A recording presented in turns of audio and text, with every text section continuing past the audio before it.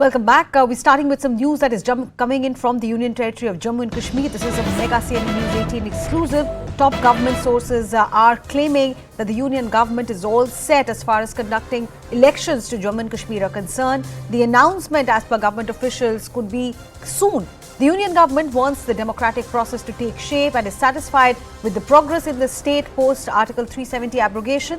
Government feels locals are ready to participate in the election process. So this news is coming on the eve of Home Minister Amit Shah's visit to Jammu and Kashmir. He's slated to be in Jammu later in the day. He's also met the core group of the Bharatiya Janata Party leaders as far as Jammu and Kashmir is concerned. He had that meeting, and subsequently BL Santosh, senior leader of the party, also held a meeting on ground there in Jammu and Kashmir. So looks like as far as electoral preparations are concerned, at least BJP is off the block, and the central government officials are now telling CNN News 18, this is the information that our colleague Manoj Gupta has, that Jammu and Kashmir could see elections very soon. My colleague Anand Narsimhan is with me for more on this. Anand, any further details as to when the elections, what is the window that we are possibly looking at? Well, the talk is very hot about spring, because the delimitation exercise will be is already on its way and it's almost completed. There are also panchayat elections which need to be conducted. So there are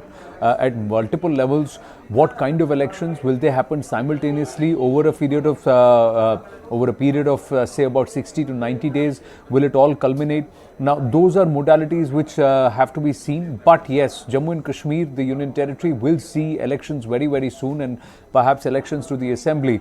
Now, there are arguments and counter-arguments to this. Many believe that they are ready. The people of Jammu and Kashmir are ready. Voices within the government also believe that it is high time this is done, because it's more than nearing about 4 years since the abrogation of Article 370. So before the 5th of August 2023, they want the election process done, because they also want to show to the world, and of course a global narrative that's being trying to pitch, that democracy has been jailed. All of that will now be junked. And of course, it's by default when the elections happen at the panchayat level and also the assembly elections, it's the people of Jammu and Kashmir who are casting their vote. And if they come out in huge numbers and vote and cast a ballot and elect a government of their choice across Jammu and Kashmir, across the various districts, the 20-odd districts between Jammu and Kashmir, then it is also telling the international narrative that this whole game or call for a plebiscite, UN resolution and all of that, this entire bogey of Pakistan totally fails. Right. And there is also a strong message that goes to Pak-occupied Jammu and Kashmir, saying the Union Territory of Jammu and Kashmir, that which is integrally a part of India, look what is happening here, how people are flourishing, how this place is flourishing, and see what Pakistan has done to you after being occupiers. But Anand, you can't really ignore that Pakistan, loses no attempt to push in terrorists in Jammu and Kashmir. Targeted killings were so far going on in the valley. Now that modus operandi being used in Jammu as well, will that be a factor? Will that be a concern whenever the dates are decided? Security is always a concern, but one has to understand that barring this Pak-sponsored terror which happens in Jammu and Kashmir, the crime rate in Jammu and Kashmir is the lowest across the country. So, one or two terror acts should not deter the entire population and allow the electoral process to be derailed. I think the people on ground very clearly know who intends to do what. And they have seen the benefits of working in peace. They have seen the benefits of having 280 days of no hartals, no bunds, all schools open.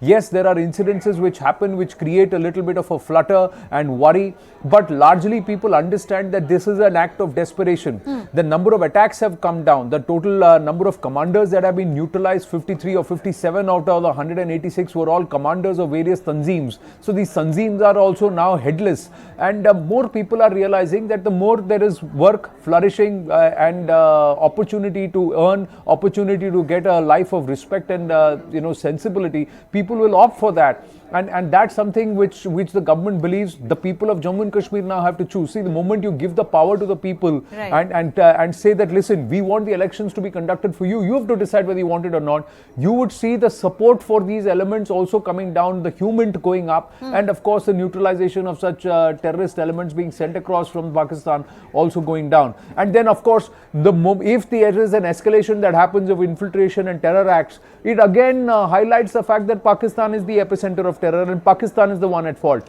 not India. Right. Anand Narsimhan and Manoj Gupta, they're getting us details about that political movement that is happening in the Union Territory of Jammu and Kashmir. And that is the message with which Union Home Minister Amit Shah is scheduled to land in Jammu in a short while from now.